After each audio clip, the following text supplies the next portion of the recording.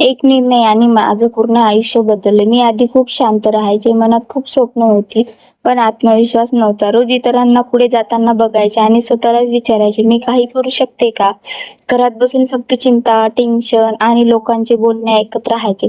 तुझ्याकडून नाही होणार, हे सगळं फक्त मोठ्या लोकांसाठी असतं, असं खूप काही ऐकलं. पण एक दिवस मी ठरवलं, आता आता दुसऱ्यांचं ऐकायचं नाही, स्वतःसाठी काहीतरी करायचं. सुरुवातीला मला काहीच माहिती नव्हती.